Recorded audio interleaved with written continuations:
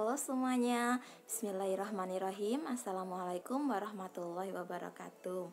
Bagaimana kabar kalian semua? Semoga sehat-sehat dan semoga selalu dalam lindungan Allah subhanahu wa ta'ala. Bertemu lagi dengan saya pada pertemuan yang kedua.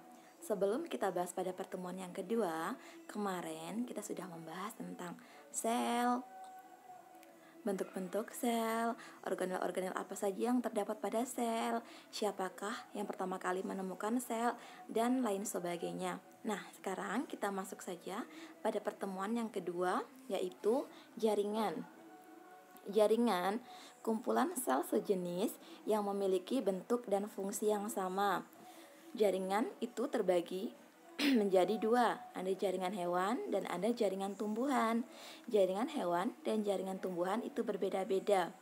Jaringan hewan yaitu jaringan epitel, jaringan otot, jaringan tulang, jaringan ikat, jaringan darah, jaringan saraf, dan jaringan lemak. Sedangkan pada tumbuhan yaitu jaringan epidermis, jaringan meristem, jaringan parenkim, jaringan pembuluh silem, dan jaringan pembuluh floem. Jaringan hewan, jaringan epitel tersusun dari sel-sel yang rapat dan berdekatan. Jaringan ini berfungsi melapisi suatu permukaan organ dalam atau permukaan luar untuk menerima rangsang dan tempat berbagai kelenjar.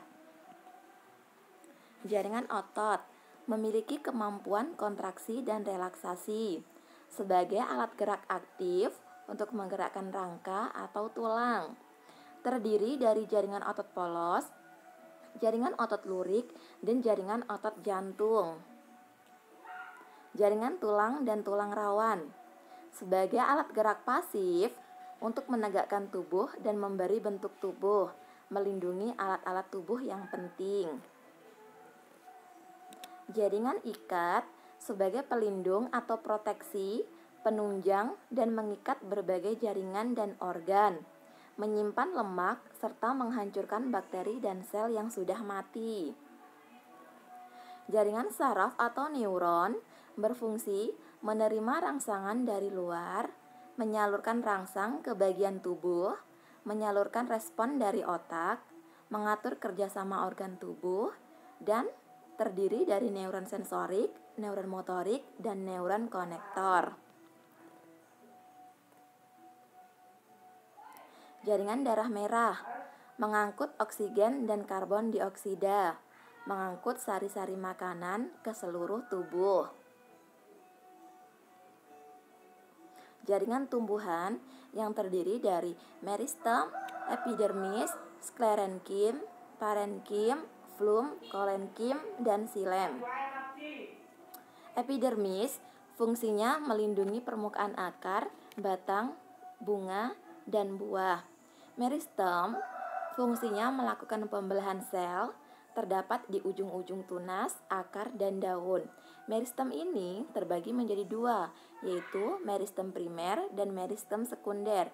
Meristem primer terletak pada ujung-ujung tunas dan daun yang berfungsi menyebabkan pertambahan tinggi tumbuhan. Sedangkan meristem sekunder terdapat pada kambium atau menyebabkan pertambahan lebar diameter batang. Parenkim merupakan jaringan dasar berfungsi untuk penyokong tubuh, penyimpanan cadangan makanan, dan fotosintesis. Penyokong fungsinya penunjang bentuk tumbuhan ada dua macam, yaitu jaringan kolenkim dan jaringan sklerenkim. Jaringan pembuluh itu ada dua, yang pertama silem dan yang kedua floem. Silem dia berfungsi mengangkut air dan garam mineral, sedangkan floem berfungsi mengangkut hasil fotosintesis. Organ hewan dan manusia, kita bisa lihat di sini gambarnya.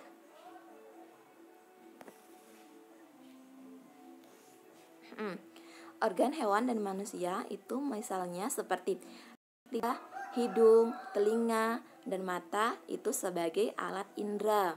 Ada alveolus, bronkus, trakea, dan hidung sebagai alat pernafasan. Lambung, usus, hati sebagai organ pencernaan. Sedangkan ginjal, kulit, hati, dan paru-paru sebagai organ ekskresi. Organ tumbuhan yang terdiri dari buah, daun, akar, bunga, dan batang. Ini struktur dari organ daun yang meliputi palisade, spongi, stomata, epidermis atas, epidermis bawah, xilem, dan phloem. Nah, di sini ada struktur dari batang. Struktur batang dikotil dan struktur batang monokotil itu berbeda. Dia mempunyai struktur yang berbeda-beda. Nah, adik-adik dapat melihatnya pada gambar ini. Pada batang dikotil, lihat bentuk korteksnya. Dia berbeda dari batang monokotil. Kambium juga dia berbeda. Xilem, phloem, serta epidermisnya juga berbeda. Sistem organ hewan meliputi pencernaan, pernafasan, ekskresi, peredaran darah, saraf, gerak, dan reproduksi. Sedangkan pada tumbuhan, sistem organnya hanya dua, yaitu sistem pembuluh xilem dan sistem pembuluh phloem.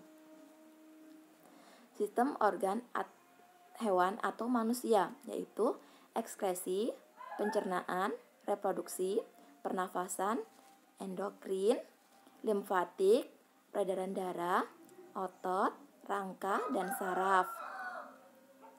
Organ penyusun sistem pernafasan dimulai dari hidung, masuk ke tenggorokan, kemudian dia masuk ke cabang tenggorokan, dan dia masuk ke dalam paru-paru. Sistem organ pada tumbuhan yaitu pembuluh xilem yang berfungsi mengangkut air dan garam mineral dari akar hingga ke ujung daun. Pembuluh phloem berfungsi mengangkut hasil fotosintesis ke seluruh organ tubuh tumbuhan. Sekian dan terima kasih. Itu materi yang saya dapat sampaikan. Semoga adik-adik dapat memahami. Dan akhirnya, wabillahi taufiq wal hidayah. Wassalamualaikum warahmatullahi wabarakatuh.